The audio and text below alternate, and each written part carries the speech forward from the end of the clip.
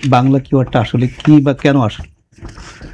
মূল জিনিসটা হচ্ছে যে আমাদের আগেই ব্যাংকিং সিস্টেম, ব্যাংকিং অ্যাপ, তারপর এমএফএস যেগুলো আছে মোবাইল ফিনান্সিয়াল সার্ভিস, এছাড়াও আরও অন্যান্য কিছু পেমেন্ট গেটওয়ে এবং পেমেন্ট সিস্টেম ছিল, যেগুলো হচ্ছে যে প্রত্যেকটা তার নিজের মতো করে। আমরা যদি একটা অ্যানালজি চিন্তা করি, যেমন আমার বাংলা লিঙ্ক সিম আছে কিংবা জিপি সিম আছে, আমি শুধু বাংলা লিঙ্ককেই কল করতে পারবো অথবা শুধু জিপিকেই কল করতে পারবো। বসুন্ধরা টিস্যু, অশুদ্ধতার বিরুদ্ধে এক বিন্দুও ছাড় নয়।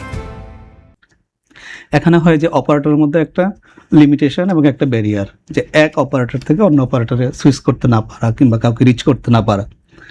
ঠিক এই ব্যাপারটাই ঘটেছে যে আমরা যত ধরনের ব্যাংকিং হোক, এমএফএস হোক বা অন্যান্য সিস্টেম হোক, সবগুলোকে একটা কমন প্ল্যাটফর্মে নিয়ে আসা, সেটাই হচ্ছে মূলত বাংলাদেশ ব্যাংকের যেই এনপিএস যেটা আছে, ন্যাশনাল পেমেন্ট সুইচিং সিস্টেম যেটা আছে, সেটার উপর বেস করে, ওই ইনফ্রাস্ট্রাকচারের উপর বেস করেই এই সিস্টেমটা দাঁড়ানো।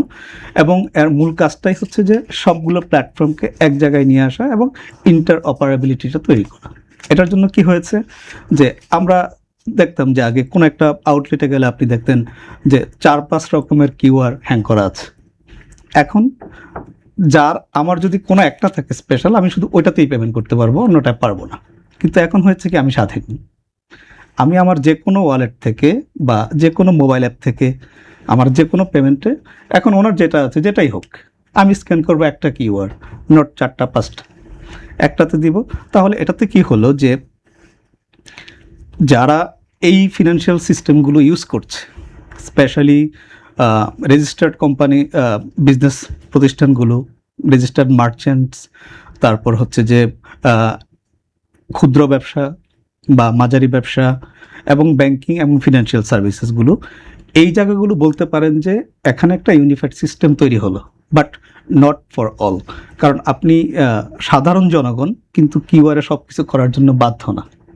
তার মানে এখানে আমার ক্যাশ কিংবা নগদের যে ব্যাপারটা, সেটা থেকে যাচ্ছে। বাট অন্য যারা আছে, যারা কোনো না কোনো প্ল্যাটফর্মের আন্ডারে আছে বা কোনো একটা ফর্মাল সিস্টেমের মধ্যে আছে, ওদের মধ্যে ওই জিনিসটা বাধ্যতামূলক করা হয়েছে, যাতে একটা ডিজিটাল ট্রান্সপারেন্সি এবং ডিজিটাল ইকোনমিতে এই জিনিসগুলোর ট্রেসিবিলিটিটা বাড়ে।